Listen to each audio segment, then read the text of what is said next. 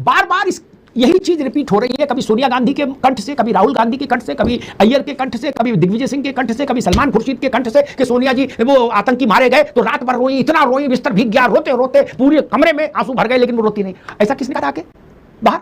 भाजपा वालों ने तो नहीं कहा था, इन्हीं के बड़े नेता ने कहा। ऐसी सड़ीपन की बात है, ये कोई दिमागी असंतुलन तो नहीं हो सकता? इसके पीछे कोई खेल लगता है क्या, या दिमागी असंतुलन है क्या है फिर ये? क्योंकि मुझे नहीं लगता कोई समझदार आदमी अपने नेता के लिए ये कहेगा कि आतंकियों के मारे जाने पर वो रात भर रोती रही। ऐसी सिर्रीपन की बात कोई नहीं कहेगा। रोए भी तो भी नहीं आदमी बाहर बताएगा।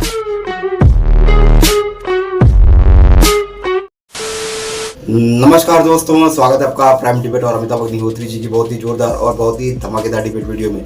2014 से लेकर अब तक दोस्तों कांग्रेस की एक रीत चली आ रही है, वो है प्रधानमंत्री मोदी जी के लिए अपशब्द कहना, प्रधानमंत्री मोदी जी को गाली देना। कोई भी चुनाव आ जाए दोस्तों, सबसे पहले कांग्रेस सब कुछ छोड़कर प्रधानमंत्री मोदी जी को निशाने पे लेती है, उनको गालियां देगी, उनके परिवार को गालियां देगी, प्रधानमंत्री मोदी जी के लिए अपशब्द कहेंगे। ये सभी काम कांग्रेस पार्टी के वरिष्ठ नेताओं के द्वारा किया जाता है और दोस्तों अब शुरू हो गया वही काम।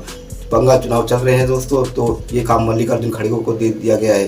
मल्लिकार्जुन खड़गे ने प्रधानमंत्री मोदी जी को टेररिस्ट बोल दिया। तो दोस्तों जब इसके बाद बैकलैश आया तो ये लिपापोती करने लगे, ऐसा नहीं वैसा नहीं, ऐसा नहीं वैसा नहीं। तो दोस्तों ये डिबेट में भी आप देखोगे जो विवेक नारायण कांग्रेस पार्टी के प्रवक्ता हैं वो भी सफाई दे रहे हैं कि मल्लिकार्जुन की पहली बात को आप पकड़ रहे हो, जब उन्होंने दूसरी बात कही तो आप उसको ध्यान नहीं दे रहे हो। तो दोस्तों अमिताभ अग्निहोत्री जी इनको पकड़ के रगड़ते हैं कि जो कहा हम उस पर डिबेट कर रहे हैं, जो बाद में कहा उसका कोई मायने नहीं रखता है, वो क्या कहा उन्होंने, जो मेन टॉपिक है उस पर रही है। तो दोस्तों अभी अमिताभ अग्निहोत्री जी कैसी इनकी खिंचाई लास्ट तक लगाते हैं उस बात को लेकर, वो देखकर आपको आनंद आ जाएगा। क्योंकि देसी अंदाज बोले तो अमिताभ अग्निहोत्री जी, और वही देसी अंदाज आपको भी पसंद है, मुझे भी पसंद है, सभी को पसंद है, वो देखने में आनंद बहुत आ जाता है। तो दोस्तों शुरू करते हैं डिबेट वीडियो को, लेट्स स्टार्ट। ये टीवी वाले भाई कैमरा ईश्वर कर दो तुम। ये सब बातें तो ठीक है, टीवी पर करने के लिए नहीं देखिए प्रधानमंत्री का अपमान किया, दिस किया, दैट किया, लंका लगा देंगे टाइप का, ठीक है। लेकिन सच्ची बात तो ये है कि मन में लड्डू फूटते हैं भाजपा के भी। वो भी इस बात के लिए अनुष्ठान कराती है, जब तक कराती है, कीलक कवच कराती है कि कांग्रेस से कोई तो बोले, तुम्हें हमारी कसम कोई तो बोलो। अय्यर साहब को ढूंढती है कि अय्यर कहां है, मान लो अय्यर खड़गे जी साक्षात नमूदार हो गए नहीं। तो मुझे ऐसा लग रहा है कि भाजपा के राजयोग में कांग्रेस के इस कर्तव्य की बहुत बड़ी भूमिका है। अरे मोदी जी ने कल उनकी 5 का एक वीडियो चल रहा था पुराना, उसमें 150 गालियां उन्होंने गिनाई थी, उन्हें सब याद है क्या? और नेता के नाम सहित उन्होंने कोट किया कि इसने मुझे महिषासुर कहा, इसने मुझे बंदर कहा, इसने मुझे भस्मासुर कहा, इसने सब याद है उनको। नेता आपका मजबूत है, इसलिए कोई समस्या नहीं। विवेक नारायण जी, 2 बातें हैं, एक बार गलती करो, 2 बार गलती करो, चूक मानी जाती है। मुझे लग रहा कांग्रेस तो हैबिचुअल ऑफेंडर हो गई, क्योंकि जब जब आपके कंठ से गाली निकली नरेंद्र मोदी के लिए स्पेसिफिकली, भाजपा को कम से कम 25% की बढ़त हासिल हुई चुनाव में, जहां वो खड़ी थी उससे 25% आगे आ गई। मैं मौत के सौदागर से लेके आज तक के सारे चुनावों का दृष्टांत अभी सुना सकता हूं बिना गूगल देखे कि कब आप लोगों ने गाली गलौज की और उसका बीजेपी को कैसे फायदा मिला, विवेक जी। और वो राष्ट्रीय काम, वो शगुन अब आपके राष्ट्रीय अध्यक्ष ने अपने हाथ में ले लिया, बोले ना अब विवेक नारायण और मणिशंकर अय्यर पर नहीं छोड़ेंगे, अब ये शगुन हम करेंगे हर चुनाव से पहले, गाली वाला।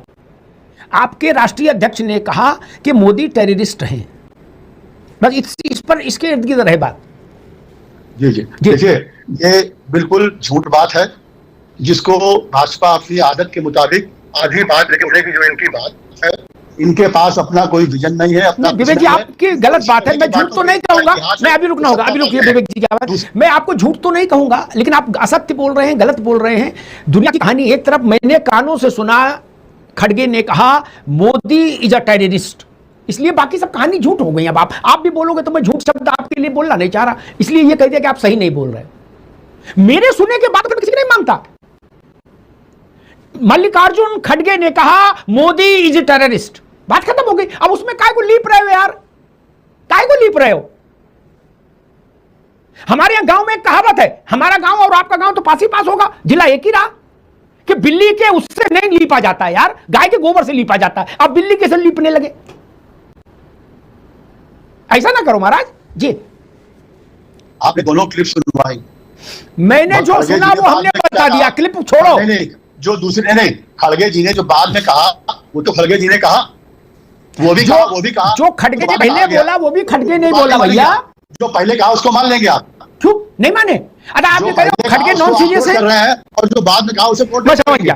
कांग्रेस, ये तो आप थोड़ी सी ठीक है विवेक भाई, कांग्रेस ये करी कि खड़गे की बात 50% पर लिया करो, तो हटा दो यार अध्यक्ष पद से। जिसकी बात आप कह रहे हो 50% पे लो, आधी मानो आधी ना मानो, या तो पहली मान लो बाद की मान लो, लेकिन पूरी ना मानो। आप कह रहे हैं ना ऐसा, बताइए। हम ये नहीं कह रहे हैं। खड़गे जी इस पर क्यों बेइज्जती करा रहे हो? इस्तीफा दो, घर जाओ यार। जब कांग्रेस के प्रवक्ता ही कह रहे हैं कि आपकी बात आधी माननी चाहिए, गंभीरता से नहीं लेना चाहिए आपको, बताइए। अब आप 85 साल की उम्र में उनको नॉन सीरियस बता रहे हो, आप कितना सीरियस हो? सीरियस होते होते तो ये स्थिति हो गई। अब खड़गे जी कितना और सीरियस हो सकते हैं? भाई ऐसी जाति ना करो। देखो अब मैं कहूँ कुछ जी, ना, मैंने ये कहा आप उनकी पहली बात कोट कर रहे हैं और बाद में उन्होंने जब बात कही उसको आप कोट कहीं नहीं कर रहे हैं। ये बात मैं कह रहा हूँ, मैं ये नहीं कह रहा हूँ 50% उनकी मानिए, लेकिन उसको कोट कर रहे हैं। उन्होंने बाद में जो कहा है उसको भी तो मानिए, उन्होंने बाद में क्या कहा। और आज वो भी बात करिए। देखिए कोई भी ये बात तो झूठ है और ये सिर्फ भाजपा अपना डैमेज कंट्रोल कर रही है। खड़गे जी ने ऐसा कुछ नहीं कहा।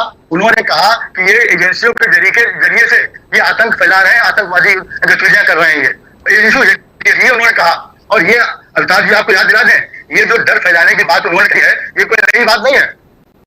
आपको याद दिला दें सन 19 में जब बॉम्बे में मीटिंग हुई थी, अमित शाह जी उसमें थे, तो राहुल बजाज जी ने ये बात कही थी कि देश में डर का माहौल है। अमिताभ जी आपको मालूम, उसके बाद जब ट्रंप से मिलवाया गया था देश के शीर्ष उद्योगपतियों का शीर्ष मंडल, ठीक है, उसमें राहुल बजाज जी नहीं ठीक है, बजाज जी ठीक है, बजाज बिरला, टाटा, राहुल बजाज जी नहीं थे उन 12 लोगों में, ठीक है, ट्रंप से मिलवाया गया था, क्योंकि उन्होंने ये सवाल पूछ लिया था और कह दिया था आज देश में डर का माहौल है। ठीक है विवेक जी, अभी रुकना होगा। कौन सी किताब में लिखा है कि कोई भी विदेशी प्रतिनिधिमंडल, विदेशी मेहमान से मिलाने के लिए भारत का प्रतिनिधिमंडल बनेगा व्यापार का, उसमें राहुल बजाज रहेंगे जरूरी, ऐसा संविधान में लिखा? नहीं ना, कुछ भी नहीं भी रह सकता आदमी। आप ये कोई काहे को आप बच्चों वाली जिद में पड़ जाते हो यार? बोले अब आप राहुल बजाज के पीछे कांग्रेस चल दी, बोले राहुल हमारा नेता कैसा हो, राहुल बजाज जैसा हो। क्या कर रहे हो महाराज? आप लोगों ने कभी अंदर खाने दरवाजा बंद करके इस तरह की उस पर चर्चा नहीं की कि भाई 2007 से लेके आज तक हमने जब भी मूर्खताएं की ऐसी मंच पर माइक पर, तो उनका खामियाजा हम ही को उठाना पड़ा, कहीं हाथ टूटा कहीं पाँव नहीं। तो आप लोग कभी बैठे नहीं कि चिटकनी लगा के बंद कमरे में जरा चर्चा कर ले? क्योंकि इतना बउआ तो कोई नहीं होता कि जिस चीज से बार बार नुकसान हो रहा है वही चीज बार बार कर रहे हो। विवेक जी इसके पीछे क्या मानसिकता है, जरा इस पर प्रकाश डालो आप। खड़गे जी का अगर विषय नहीं, खड़गे जी का विषय ले रहे हैं, मानते हैं आप बात जी, लेकिन जो खड़गे जी ने बाद में कहा उसको आपने कहीं कोट किया? भाई खड़गे जी ने तो कहा, आप एक बात कोट कर रहे हैं, एक बात आपने कोट करी, और जो उन्होंने बाद में कहा उसको आप कहीं कोट नहीं कर रहे। उसको लीपापोती बोलते हैं, खड़गे जी ना विवेक जी, उसको लीपापोती बोलते हैं, उसको थपड़े बोलते हैं। जी अब बताइए। नहीं बात पूरी देखिए, आप जब खड़गे जी को इतना वो मान रहे कांग्रेस के अध्यक्ष निर्वाचित अध्यक्ष हैं, मनोनीत नहीं है, और उन्होंने जो बाद में कहा उसको आपने कहीं कोट नहीं किया, ये क्या वजह है? ये दोहरा व्यवहार हुआ कि नहीं? देखिए ये तो बिल्कुल भाजपा वाली बात हो गई। देखिए ये, और दूसरी बात देखिए, भाजपा के प्रवक्ता इतने गदगद हैं कि वो 140 करोड़ लोगों के चुने हुए प्रधानमंत्री मान रहे हैं। अरे रत्नाकर जी 35% लोगों ने चुना उनको है, बाकी विपक्ष भी देश में है। ठीक है विवेक जी, 65% उनके पास है ये जी। दूसरा आप कहते हैं कि आतंकवाद के खिलाफ लड़ने वाला, आज 12 सालों में ये 28वीं घटना हुई है, जो आज के दिन पुलवामा में पहलगाम में हुई थी। 28 घटनाएं हुई हैं। इस सरकार का रिकॉर्ड है ये कि इन्होंने कितना आतंकवाद पर कंट्रोल पाया। देखिए नोटबंदी के टाइम क्या दावे किए गए थे कि हम आतंकवाद खत्म करेंगे, नक्सलवाद खत्म करेंगे। अब रुकना होगा विवेक जी, अब रुकना होगा। सारी बातें कांग्रेस की ठीक, लेकिन मैं तो सिर्फ इतना समझना चाह रहा था, वो उस पर बोले नहीं, बाकी उन्होंने दुनिया जहान कहानी बताई। बेटी ने आपके लोग बार बार वो गलती क्यों करते हैं जिससे कभी आपका पैर टूटता है कभी हाथ, इस पर बोले नहीं, बाकी वो जीडीपी टीडीपी कहां चले गए। आज की बहस सिर्फ इस पर है कि आप बार बार कुल्हाड़ी पर अपना पांव क्यों मारते हैं। हम तो आपके पक्ष में खड़े होकर बोल रहे हैं, आपको समझ ही नहीं आ रही बात। आप जीडीपी टीडीपी में उलझे हुए हो। जीडीपी कम है ज्यादा है, आपने जब मौत का सौदागर बोले तो आपकी तो पर्ची कट गई ना। खड़गे जी गंगा में खड़े होके कहें जो मैंने सुना उसको कैसे मैं नकार दूंगा? मल्लिकार्जुन खड़गे संगम नोच पे जाके खड़े हो जाएं त्रिवेणी में,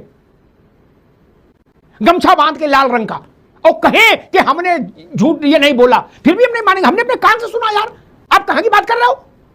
मोदी इज ए टेररिस्ट, ये बोला मल्लिकार्जुन खड़गे ने, एआईसीसी के निर्वाचित अध्यक्ष ने।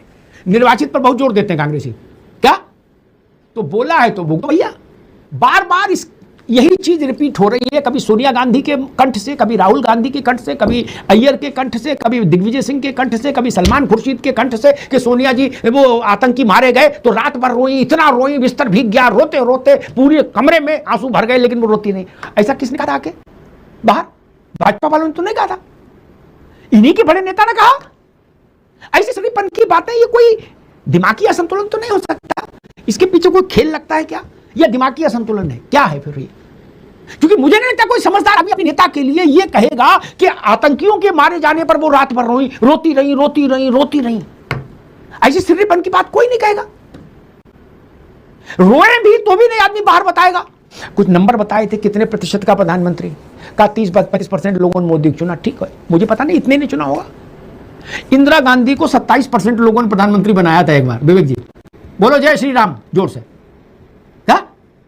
और पूरे ठसके से प्रधानमंत्री नहीं थी, लेफ्ट पार्टी उनको सपोर्ट कर रहे थे। 27% पे आप मलाई खा सकते हो, वो 35 पे नहीं खा सकते। यार कुछ तो सोच के बोलो आप लोग। रेले रहो ऐसा नहीं चलता भैया। आपकी नेता 27% पर राज भोग चुकी हैं। इनके लिए शर्त लगा दी, बोले नहीं तुम्हें 99% आएंगे तभी शपथ दिलाएंगे, और हम बोले हम 12% पे भी ले लेंगे। ऐसा नहीं चलता भैया। और ये परसेंटाइल का गणित तो कभी भारत में लगा ही नहीं, रहा ही नहीं। गोविंद वल्लभ पंत की सरकार उत्तर प्रदेश में 100% वोट लेके आई थी। जवाहरलाल नेहरू 100% वोट से बने थे, हाँ है ना? इंदिरा गांधी 100% वोट से बनी क्या कभी? नहीं ना। अरे 100% से तो चाचा राजीव गांधी भी नहीं बने।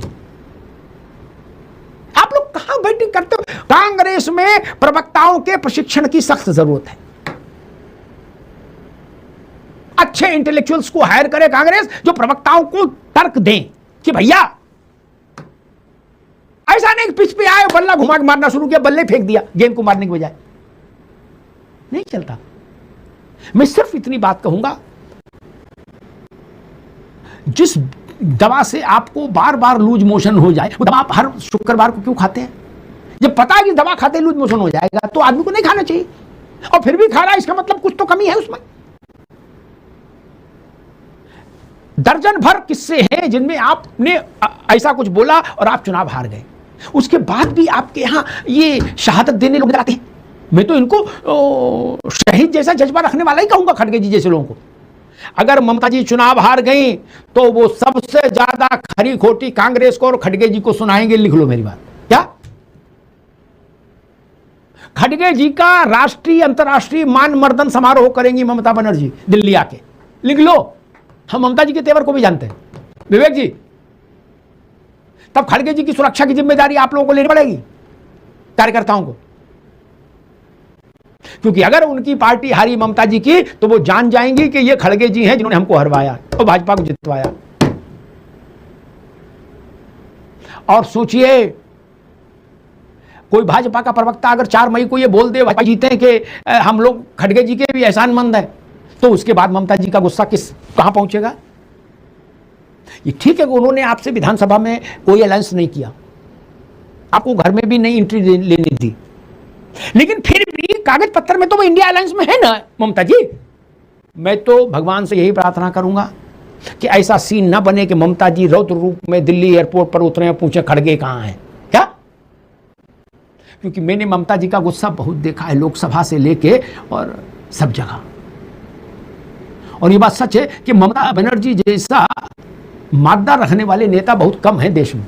ज्योति बसु की पुलिस ने उनको इतना मारा कि 22 जगह फ्रैक्चर हुआ देह में, फिर भी वो बंगाल की शेरनी नरसिंह राव सरकार के खिलाफ अविश्वास प्रस्ताव आया, स्ट्रेचर पर लाल कंबल तक मुंह तक ढका, उस स्थिति में वोट देने आई। क्या? और कोई इतना साहस वाला नहीं। जब वो ममता जी ढूंढेंगी खड़गे जी को, तो विवेक जी घर की बात है, खड़गे जी की सुरक्षा, जैसे परिणाम आपको ऐसा लगे बंगाल में ममता हार सकती है, खड़गे जी की सुरक्षा पर विशेष ध्यान दीजिएगा, ये मेरी गुजारिश। तो दोस्तों डिबेट हो गई खत्म, वीडियो हो गई पूरी। उम्मीद करता हूँ दोस्तों अमिताभ अग्निहोत्री जी का लेटेस्ट धमाकेदार डिबेट वीडियो आपको पसंद आई होगी, और खासकर अमिताभ अग्निहोत्री जी का देसी अंदाज दोस्तों जो सभी को खूब भाता है। मुझे तो इतना भाता है कि मैं उनके सिवा किसी और की डिबेट देखना पसंद ही नहीं करता हूँ, ना किसी और की डिबेट में अपलोड करना ज़्यादा पसंद करता हूँ। प्रेफर करता हूँ सिर्फ अमिताभ अग्निहोत्री जी की डिबेट को, जो मुझे पसंद आती है इनके इसी देसी अंदाज की वजह से। तो दोस्तों उम्मीद करता हूँ अमिताभ अग्निहोत्री जी की ये लेटेस्ट धमाकेदार डिबेट वीडियो आपको पसंद आई होगी। खासकर अमिताभ अग्निहोत्री जी की डिबेट वीडियो देखना पसंद है दोस्तों, तो प्राइम डिबेट के इस यूट्यूब चैनल को आप सब्सक्राइब करते जरूर जाओगे। मिलता हूँ मैं आपसे अगले वीडियो में, तब तक के लिए जय हिंद, वंदे मातरम।